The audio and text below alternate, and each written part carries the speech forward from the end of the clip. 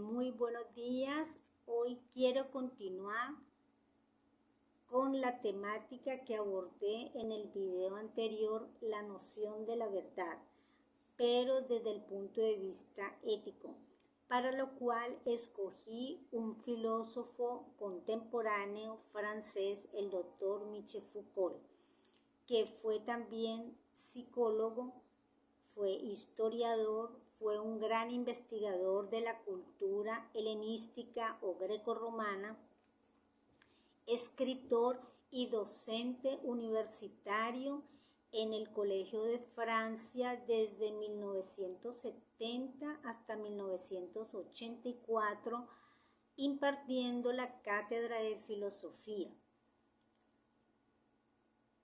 Entre sus obras podemos mencionar El nacimiento de la clínica, una arqueología de la mirada médica, Las palabras y las cosas, Arqueología del saber, Vigilar y castigar, Microfísica del poder, Historia de la sexualidad, Historia de la locura en la época clásica. Asimismo, al autor le fueron editadas y publicadas en textos las conferencias que dictó en las diferentes universidades, entre las cuales podemos citar El gobierno de sí y de los otros, El nacimiento de la biopolítica, Defender la sociedad, Los anormales, El poder psiquiátrico y El coraje de la verdad. Como podemos apreciar a través de todos estos títulos de sus obras, el interés del autor se enfocaba en tres nociones fundamentales: el sujeto, el saber y el poder, y todas las posibles interrelaciones entre estas nociones, que fueron los insumos para que el filósofo desarrollara su teoría filosófica. Hoy vamos a dedicar unos minutos al análisis de este maravilloso libro del doctor Michel Foucault, El coraje de la verdad, que fue el último seminario que el doctor dictó en el Colegio de Francia entre los meses de febrero y marzo de 1984, que fue editado y publicado como texto. Y en el mes de junio de ese mismo año, el doctor Michel Foucault fallece. Entonces yo creo que esa circunstancia de su enfermedad y de su muerte le dan como una connotación especial a esta obra, porque fue el último aporte que nos dejó este filósofo y la última temática que él escogió, que es acerca de la noción de la parresía. Además, esta obra es considerada como una genealogía del estudio de la parresía como ética de la verdad. Si queremos revisar la etimología del término parresía, pues proviene de dos palabras griegas que son pan, que significa todo, y resis, que significa decir. Literalmente, por lo tanto, significa decirlo todo. Si queremos indagar desde el punto de vista histórico quién fue o en qué momento apareció por primera vez el uso de este término, nos comenta Michel Foucault que fue en los textos de Eurípides, un filósofo poeta griego de la antigua Grecia, que lo utilizó por primera vez y lo utilizó para designar el derecho a decir la palabra. Entonces, Michel Foucault, a través de toda esta obra tan interesante, nos narra cómo fue cambiando, cómo se fue transformando esta parresía en la filosofía de la Grecia antigua. Y obviamente nos comienza diciendo qué significa el decir veraz, el hablar franco, el hablar sin disfraz, y que sus rasgos estructurales son la verdad, el compromiso y el riesgo, y que su objetivo se centra fundamentalmente en dos áreas, la ética y la política.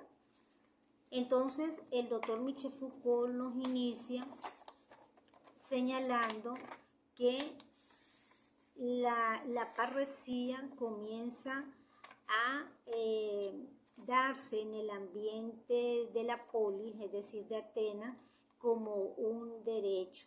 El derecho de todo ciudadano ateniense de subir a la tribuna y decir públicamente su opinión acerca de temáticas de interés de la polis o de la ciudad, y que podían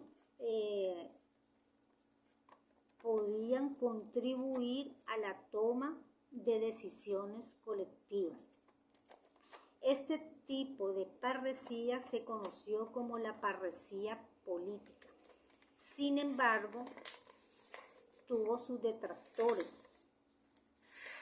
Filósofos del momento comenzaron a criticar este tipo de parresía política porque la consideraban que se fundamentaba era en la retórica, sin ningún fundamento de crítica frente al ejercicio del poder de la democracia de ese momento, y fundamentalmente sin una diferenciación ética, porque argumentaban que la retórica, o en la retórica, quien habla puede ser que no sepa o no crea lo que está diciendo públicamente.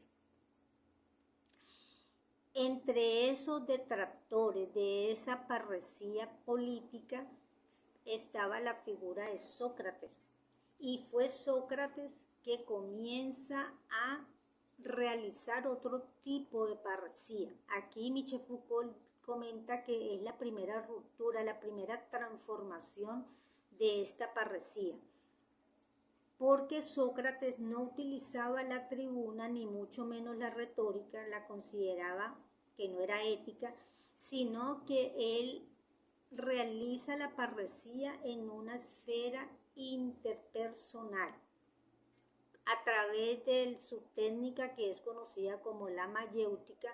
Lo que hacía el filósofo era hacer reflexionar a los discípulos, a los conciudadanos, a los otros filósofos, incluso a los políticos, a través de interrogantes de reflexión, y los azuzaba, los indagaba, haciéndolos reflexionar acerca de sus faltas, de su estilo de vida, de que rindieran cuentas de su comportamiento.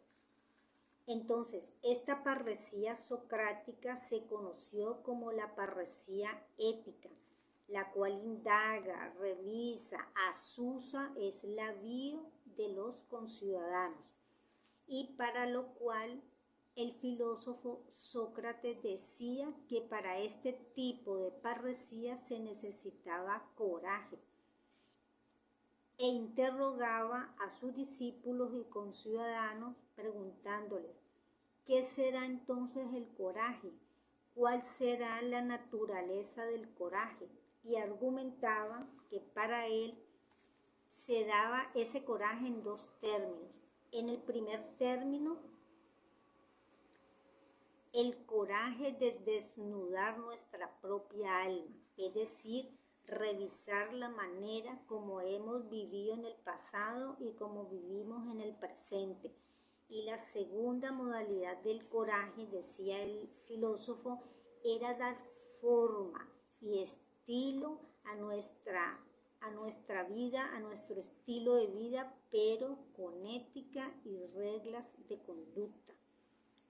Asimismo, el filósofo Sócrates comentaba que en ese juego parresiástico ambos interlocutores necesitaban el coraje. El parresiasta es aquel quien dice la verdad y asume el riesgo de decirla, y el que la escucha debería o debe tener el coraje de escucharla, porque esa verdad puede ser incómoda, hostil o incluso ofensiva.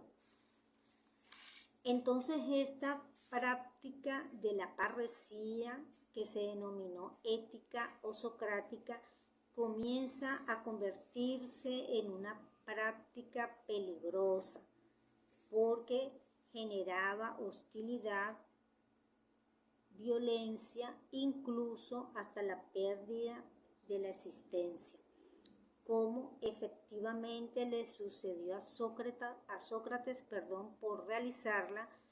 Fue juzgado y condenado a muerte, pero Sócrates prefirió asumir la muerte antes de renunciar a decir la verdad.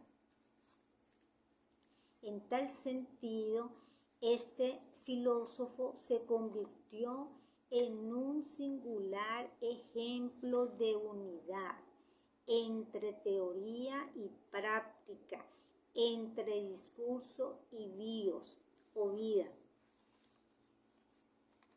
Y como comenta Michel Foucault, pues esto refleja una fisura en la democracia ateniense de ese momento histórico, y que considero que pues ha permeado toda la historia de la humanidad hasta el momento actual. Y aquí quisiera hacer un paréntesis para comentar que para mí el aporte de esa parresía socrática es que si lo extrapolamos a nuestro momento histórico, a esta época contemporánea, pues yo creo que deberíamos considerarla como una responsabilidad de todo ciudadano, que no nos quedemos solamente en aceptar la retórica de los líderes, sea indiferentemente un líder social, religioso o político, sino que hagamos como hacía o asusaba Sócrates, era vigilar si había concordancia entre el discurso y el estilo de vida adoptado por ese líder. Bueno, continuando con el libro de Michel Foucault, cómo él nos va explicando cómo se fue transformando esta parresía. Entonces,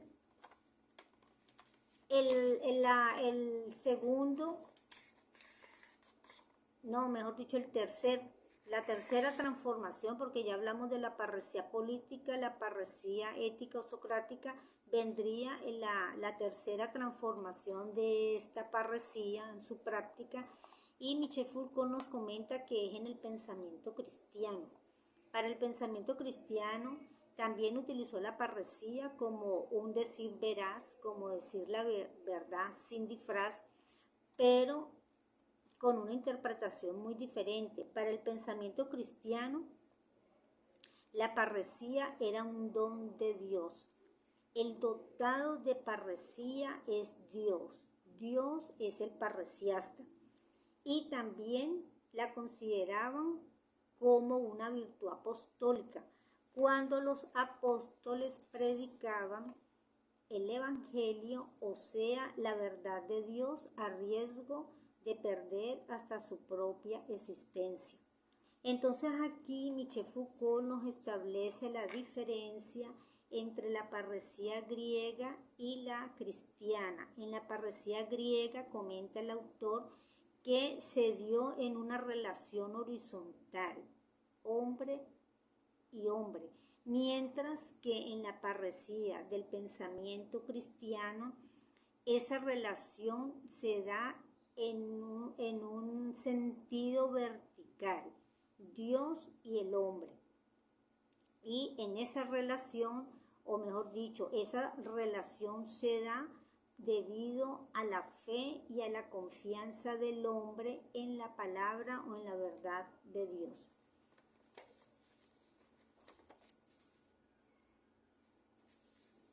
En los últimos capítulos de este libro, Michel Foucault se lo dedica de una manera, considero, extensa y profunda a la cuarta transformación de esta noción de la parresía, o mejor dicho, de la práctica de la parresía en la época de la antigua Grecia, que fue la realizada por la escuela filosófica el cinismo.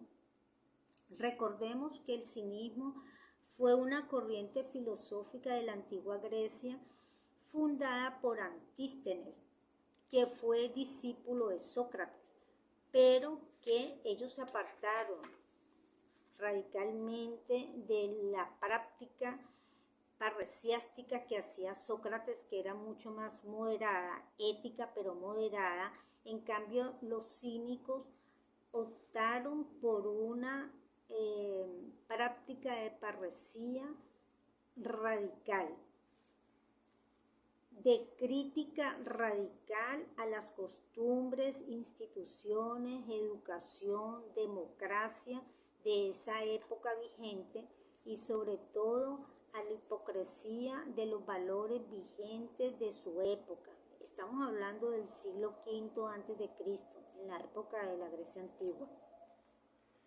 Para los cínicos, comenta Michel Foucault, la manifestación de la verdad no se inscribe simplemente a través de esa toma arriesgada de la palabra, como lo hizo Sócrates, sino en el espesor mismo de su cuerpo, de su manera de comportarse, de su lenguaje que podía ser hasta hostil, es decir, en el mismo espesor de la existencia del filósofo, en este caso, ¿no? Era llevar una vida de atletismo de la verdad que Michel Foucault denomina militancia filosófica. En tal sentido, para los cínicos, el principio fundamental de esa parresía era llevar una vida de veredicción, es decir, de verdad, pero promoviendo una vida simple y en armonía con la naturaleza. Para los cínicos buscaban era la simplicidad, la autosuficiencia y la libertad. De hecho, consideraban la vida primitiva como un valor positivo. Tenían un estilo de vida casi en la indigencia y utilizaban, repito, hasta un lenguaje hostil. Estilo de vida que los otros conciudadanos y las otras corrientes filosóficas de ese momento histórico pues consideraban escandalosa, que iba en contra de las costumbres convencionales de su momento histórico. Y de ahí que surgen o se escriben en la literatura muchas anécdotas de uno de los filósofos más conocidos y representativos de esta escuela filosófica, que es Diógenes de Sinope, más conocido como Diógenes el perro, por el estilo de vida que él llevaba de indigencia, de crítica radical a todos los bienes o comodidades materiales. Entonces hay una anécdota que fue la que a mí más me cautivó, que se dio entre Diógenes el filósofo y Alejandro Magno o Alejandro el Grande, que pues era el rey y guerrero más famoso de Grecia, y el cual Alejandro Magno admiraba y respetaba mucho como filósofo a Diógenes. Entonces, un día antes de irse para su guerra, se le aproxima y le expresa: maestro, pídeme lo que tú quieras, que yo estoy en capacidad de dártelo. Y la respuesta de Diógenes fue: sí, apártate que me ocultas el sol. Bueno, esa es una típica respuesta de un filósofo de la escuela cínica que optó por tener una vida primitiva como una crítica radical al etos vigente de la época. Entonces, para Michel Foucault, el aporte más significativo del cinismo como militancia filosófica, que optó por esa vía de ruptura, de crítica radical a la hipocresía de los valores vigentes, es la que convoca, dice Michel Foucault, al advenimiento de un mundo otro, de una vida otra, pero no en el sentido trascendental o de naturaleza divina, no, ese mundo otro, esa vida otra era en este mismo mundo, pero a costa de un cambio, una alteración completa en la relación con uno mismo, con los otros y con la naturaleza. De este modo, comenta Michel Foucault que la diferencia entre la parresía socrática o ética y la parresía que realizó el cinismo, pues radica en que la socrática se centró fue en esa esfera interpersonal, en lo particular, para lograr una vida virtuosa, mientras que la parresía que realizó la escuela del cinismo pretendía ser universal para lograr la universalidad ética. Bueno, Michel Foucault nos comenta que para él el cinismo ha tenido mucha influencia a lo largo de la historia de la filosofía occidental, y comenta que ha tenido, según para él, influencia en grupos religiosos, en grupos sociales, incluso hasta en expresiones artísticas, y nombra a Monet, ¿no? Que Monet pues es un impresionista, y lo que él resalta es la simplicidad de la vida, ¿no? Ahora, finalmente, quisiera comentar que me pareció muy interesante que Michel Foucault en esta última conferencia que él sabía que pues iba a dar, haya reivindicado la noción de la parresía como ese decir veraz, ese decir franco, en un mundo donde la mentira pues se manifiesta en múltiples formas y en diversos contextos. Considero que el autor nos llama a la reflexión o a reflexionar que la parresía puede actuar como una práctica ética frente a los procesos, en sus términos de Michel Foucault, a esos procesos de sujeción, sumisión y poder político, que no solo sirven estos procesos de sumisión y sumisión de sometimiento externo, sino que moldean la subjetividad. Recordemos que para Michel Foucault el poder no se posee, sino que se ejerce es a través de prácticas y discursos, pero con la intencionalidad de moldear la subjetividad. es decir, el comportamiento e identidad de los individuos. En otras palabras, creo que lo que nos pretendió decir Michel Foucault es que la parresía se puede considerar como una práctica de libertad. Entonces, bueno, este libro tiene muchos aspectos para reflexionar. Yo solamente me centré en cómo fue narrándonos el autor las transformaciones que se fueron dando en estas 4 formas de realizar la parresía en la época antigua. Obviamente hay mucho que reflexionar y también me surgieron muchas interrogantes que quisiera compartir con ustedes.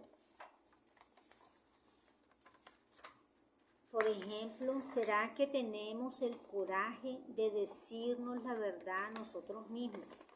A revisar nuestro propio estilo de vida, tanto pasado como presente. ¿Será que tenemos el coraje de evaluar si tenemos coherencia entre nuestros pensamientos, sentimientos y accionar? Y a nivel social, ¿cuáles serán los desafíos que enfrentan las sociedades contemporáneas tan complejas?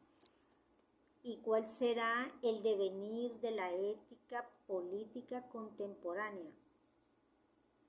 Y aquí, con esta última interrogante, quisiera abrir un paréntesis para comentar que lo que se observa es que en esta época contemporánea se está tratando de naturalizar, de normalizar, escindir o dividir la ética y la política, siendo que estas son nociones que deben ser complementarias, deben andar siempre juntas, porque la ética es la que le da legitimidad al accionar político. Bueno, para cerrar, considero que si queremos evitar sociedades perversas y estados fallidos, pues debemos volver la mirada a la reflexión y a la práctica de la parresía ética como esa armonía entre el discurso y la bios, es decir, la vida o la existencia. Y me quedo con una de las frases de Michel Foucault: la revolución es ética. Bueno, también quería acotar antes de cerrar que nos acompañó durante todo este micro un cuadro bellísimo pintado por Jean-Louis David, pintor francés del siglo XVIII, alusivo al juicio y a la condena a muerte de Sócrates, en el cual podemos observar que lo pintan alrededor de todos sus discípulos y pues es obligado a tomar cicuta. Pero que recordemos lo que dije anteriormente, pues el filósofo prefirió asumir la muerte antes de evitar o renunciar a decir la verdad. Bueno, muchas gracias, como siempre se los digo, por apoyándome, suscribiéndose a mi canal de YouTube Librero Salud, reproduciendo estos microvideos, porque pues la intención es promover la lectura, el pensamiento crítico y la reflexión. Muchas gracias y será hasta un próximo momento.